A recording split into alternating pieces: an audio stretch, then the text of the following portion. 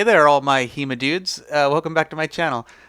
Today I have another fight review for you guys. This one is on the Montpellier Montpellier. HEMA tournament that recently took place in the mixed saber division. Before we begin, I just wanted to clarify a couple of things about this series that I want to do. I in no way want to give the impression that I am somewhat of an expert or a lead instructor or someone who knows everything about military saber or dueling saber or fencing in general for that matter.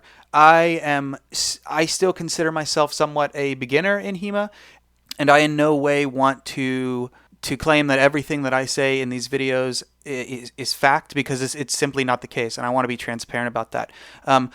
This is a tool for me to learn and to grow as a saber fencer and as a fencer in general, and I thought that it would be cool to take you guys along with me in that journey as we look and see what other people in the HEMA community and in the Sabre community specifically are doing, see what they're doing good, see what they're doing bad, and hopefully try to improve myself and ourselves as fencers. So I'm not an expert. I just wanted to make that very, very clear.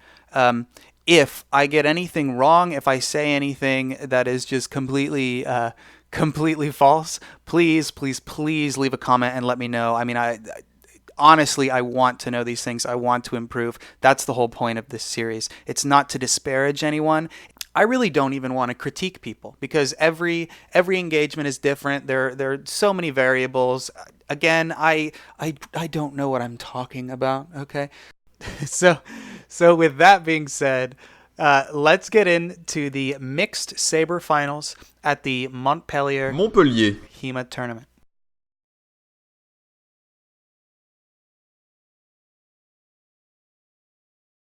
So, to begin, here we have in blue Mr. Gregory Tarrade.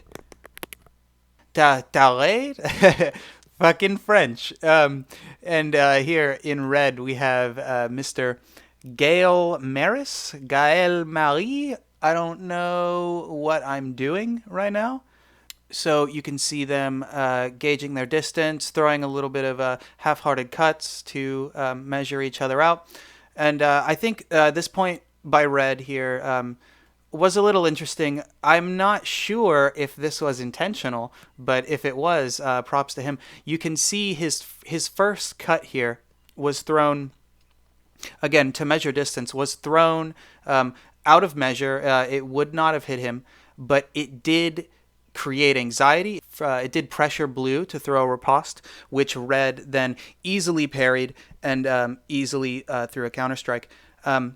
I thought that was interesting. If that was intentional, that was very good. Even not, really good speed, really good awareness on Gael's part.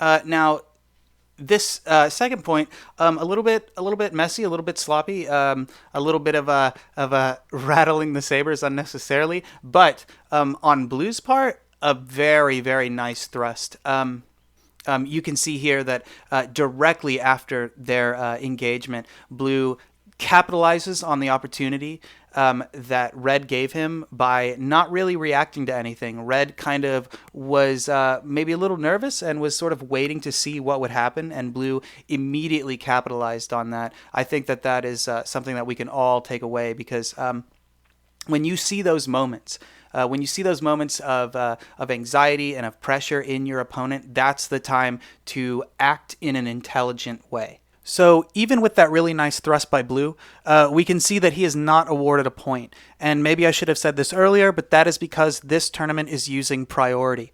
Now, I have fought under the priority right-of-way rule set before, but I'm not super certain of all the intricacies of how it functions. Feel free to leave a comment and explain to me that below. But I wasn't able to actually find the rules for this tournament online, so I wish that I could explain a little bit more, but that seems to be why he wasn't awarded a point. So this next exchange You can see here they're both feeling each other out again. Both are a little bit cautious, and in that sort of anxiety, they both go for the point at the same time. Typical HEMA double. Now, with this next exchange, it does seem that red did connect with blue, but again, priority. He wasn't awarded a point, he was awarded priority. So, not really sure how I feel about that, but I'm not going to argue with the rule set of this tournament. So, no points awarded. Now, this was another good touch on Blue's part. Again, he doesn't receive a point because of this priority rule set. I'm not sure if I agree with that, but again, I'm not going to argue with the tournament rule set. You can see here that red, in an attempt to parry out of a cut that he was already throwing, did not parry high enough, and blue did manage to slip a cut into the forearm or into the hand of red. But the interesting part about this was he didn't use a gathering step to retreat. He used a passing step, which is something that you see more in Polish saber fencing, using a passing step to create distance or close distance rather than using a gathering step. I just thought that was interesting to see. Yeah, I just like to see some techniques from Polish saber being used here. But again, yeah, because of this priority rule set that they're using, he was not awarded a point in that touch. Again, lots of cuts out of measure, feeling each other out. Really, really awesome forearm hand snipe on Red's part. And a super, super awesome parry and riposte, too. Throwing a strike into Blue's forearm there, making that touch, and then immediately after retreating into a defensive position, and then with the riposte to the opponent's head. I love that. That is something that if this were a real engagement, that you would totally have survived from. Super impressive. I love seeing that in tournaments. So maybe a little bit of a controversial move here by Blue.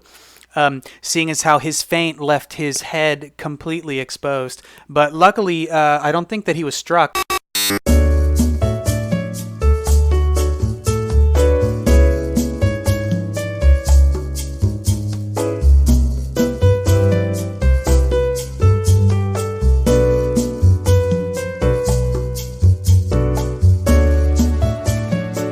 He was awarded a point here, but really good feint by Blue. He totally gave enough time to say, hey, look, I'm in a hanging guard. I'm about to come around for a number one cut, and then subverted that expectation on Red. Very good leg snipe by Blue. But we should also remember to cover ourselves after the strike, because if Red had been just an inch closer, he definitely would have been struck in Le Dome. And here we see Blue is stripped of his weapon. Somewhat interesting in a tangential way. Blue goes into a thrust and gets his sword caught in the way of his opponent's cut, and that strips it from his hands. Kind of sucks to see. Kind of a shitty thing whenever that happens in a tournament or in front of your friends. But hey, it's all part of the game, right?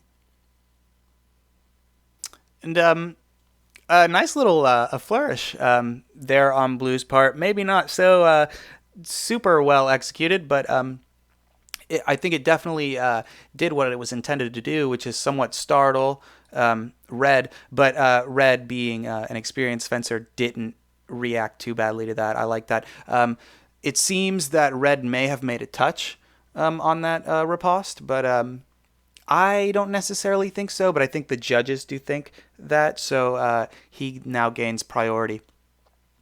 And here in this final exchange, Blue adopting a somewhat unorthodox guard, maybe going back to Polish saber. Maybe maybe Polish saber has some influence there.